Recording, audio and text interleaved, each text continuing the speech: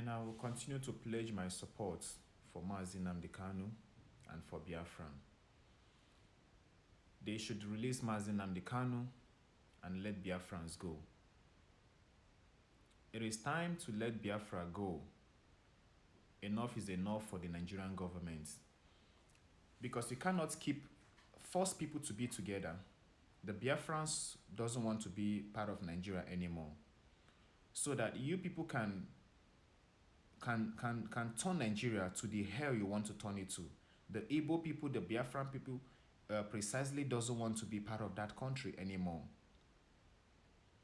You can't be in a country where corruption is like a daily meal. It is not possible. If the people of Nigeria doesn't want to have good life, the people of Biafra wants to have good life. They want to think about how to develop their land and make their country a better place for their people. You cannot force them to be together with you because you are all failures. We don't want to be failures. We don't want to be among the failures. We don't want to associate with the failures. It is only in Nigeria whereby the people, the citizens are begging the politicians to even make roads, to even build roads for the people who are even paying taxes on the same roads. You still beg them to. Isn't that crazy? To beg people you're paying money to build your roads. It is only in Nigeria eventually when the government builds just maybe 30-kilometer roads, the people are clapping. Yeah, he's working.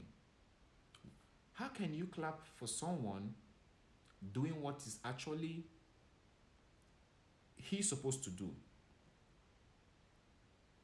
In Nigeria, the project where people qualify the government is when they build roads and build some kind bridges that is like a pedestrian bridge and call it flyovers.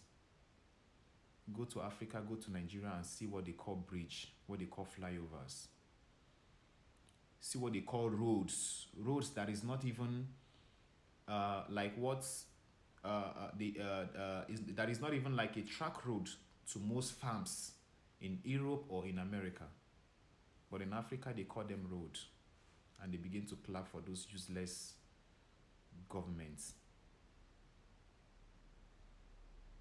They can never build hospitals. They can never build standard hospitals. They can never build standard roads.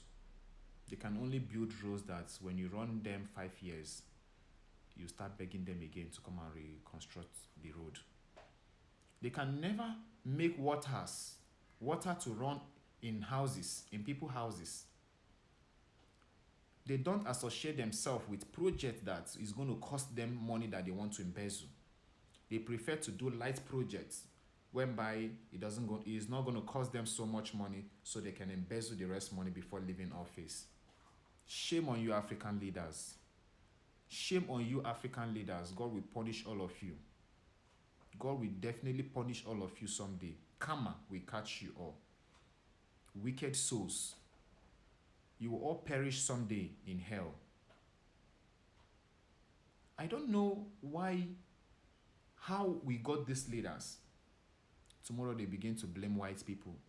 They begin to say the Europeans are our problem, the Americans are our problem. Yes, they contributed in our problems. But today they are not our problem. They are far from our problems right now. Because the Europeans cannot come with gun and say, you must sign this, you must do this. They will not do that. Our leaders like to dine in with some of the corrupt Europeans, governments, so that they can easily get our resources in a platter of gold. Our people don't want to, our people are so lazy that they don't want to even manage the resources we have. That's why they still depend on the Europeans. And the Europeans will give them their requirements. And they will say, okay, fine. If this is what you want to give to us and this is what we want to give to you, then go ahead. Let me go back to Nigeria, for example. Nigeria is, if I'm not mistaken, I think the 5th or the 6th richest oil producing country in the world. Can I shock you? Nigeria does not have any working refineries. The Nigerian oil are being refined in the United Kingdom. Are you trying to tell me that if the Nigerian government was serious or really want to build refineries in Nigeria, even if the UK does not want to sponsor such projects, are you trying to tell me you cannot meet countries like Russia, Germany, America, and other great countries that that are good in technologies to build those refineries, even China or Japan, because they don't want you to get job? Absolutely everything that Nigerian produce today is being imported. What surprises me was that even this, as little as this is toothpick, this is just made from wood. Nigeria cannot produce. This is also imported. As little as this, it is also imported in Nigeria.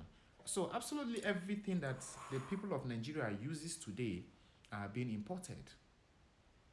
And these are the things that even the local manufacturers can actually do, but the government do not want to empower them. The government don't want the people to even have source of income, because when you have source of incomes and you are independent, you are likely to fight them someday. So they don't want you to get freedom. They don't want you to be liberated. They don't want you to be self-employed. They don't want you to be doing well. They want a situation whereby once it is time for election, they will bring you maybe a half bag of rice or whatever to start sharing for the sharing on the street, and you begin to give them names and calling them names that they are doing well. Absolutely nonsense. That's why they want to keep everybody in that country into poverty, so that you would be answerable to them. When they give you little penny, you'll be answerable to them. That's why you see they have synchronized all the military and police people into themselves as their slave. It is only in Nigeria you see, in Africa precisely, that you are going to see the police and the military who is following the president or a governor or common individuals, carrying their bags and also opening doors and so many things for them as if they are slaves. African people, wake up. It is time for Africans to wake up. Africa, stop sleeping. It is time for us to liberate ourselves.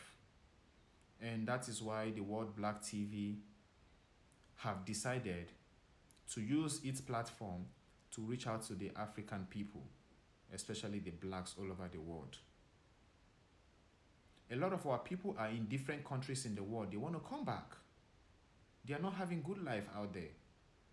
They want to come back, but because of the situations in Africa, they don't want to come back. I have a friend who worked in the United States Army for years and was retired with so many benefits. She personally told me she wants to come to Nigeria to build a very big hospitals and reach out and give back to the society. The point we're actually discussing that particular agenda was the time the Boko Haram started killing people and kidnapping people, the country and the economy started messing up in Nigeria during the time of Muhammadu Buhari. And she told me, Chris, I am not going to do this anymore. I think I will look for a country where there are more black people and possibly invest my money. And that's how she invested this money to Jamaica, in Jamaica. And this is the one that I know. A lot like this is actually in every countries in the world. We have so great people from Africa who wants to come back home to invest, but because of what is happening in our land, they don't want to come back. Africa, wake up. It is time, wake up.